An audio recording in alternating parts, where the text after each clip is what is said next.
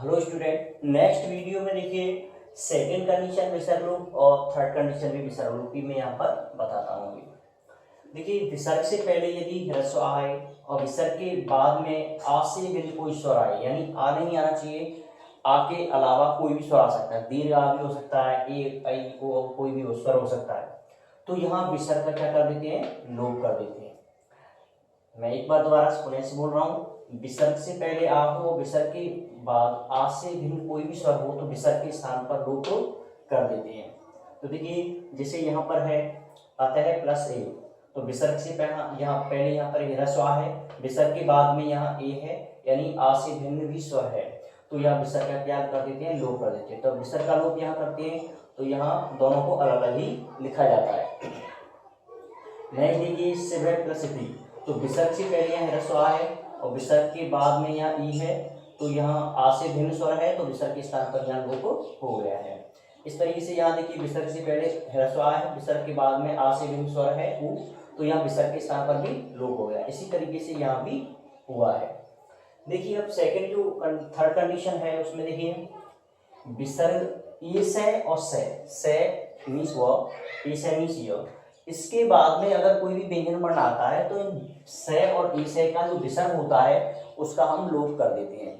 तो आपने देखा होगा गद्यांश में ई से और से के बाद में जो गद्यांश होता है वहाँ ज़्यादातर विसर्ग नहीं होता दोनों में, तो यानी स और ए डायरेक्ट शब्द नहीं होते बल्कि विसर्ग युक्त होते हैं, मगर वहाँ विसर्ग संधि के अकॉर्डिंग इनका लोप कर दिया जाता है।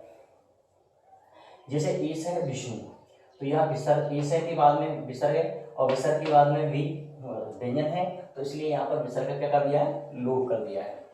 से करोति, तो यहाँ देखिए विसर्ग के बाद में ए से का जो विसर्ग है उसके बाद में व्यंजन वर्ण है तो उसका लोप कर दिया गया। इस तरीके से मैं एक से के बाद में या धावती धा व्यंजन वर्ण है तो यहाँ विसर्ग का क्या कर दिया है, लोप कर दिया है। अब देखिए दोबारा से मैं एक बार और समझाता हूँ। विसर्ग से पहले यदि ह्रस्व है और विसर्ग के बाद आ से भिन्न कोई स्वर है तो विसर्ग का यहाँ पर क्या कर देते हैं, लोप कर देते हैं। इस कंडीशन में देखिए ए से और से का जो विसर्ग होता है उसके बाद में कोई व्यंजन है तो यहाँ विसर्ग का लोप कर देते हैं। और फर्स्ट कंडीशन में क्या था, दीर्घ आ के बाद विसर्ग आए और उसके बाद में स्वर भी आ सकता है, तीसरा चौथा पांचवा वर्ण हो या अलग हो तो वहां भी विसर्ग का लोप कर देते हैं। तो इस तरीके से तीन कंडीशन बनती है जहाँ विसर्ग का लोप होता है। तो आज ये लास्ट संधि थी विसर्ग लोप, ये तीनों सभी क्लियर हो चुकी हैं। कोई भी प्रॉब्लम है तो आप मेरे से डिस्कस कर सकते हैं। इसके बाद हम नेक्स्ट डे आप नया टॉपिक कोई भी लेते हैं।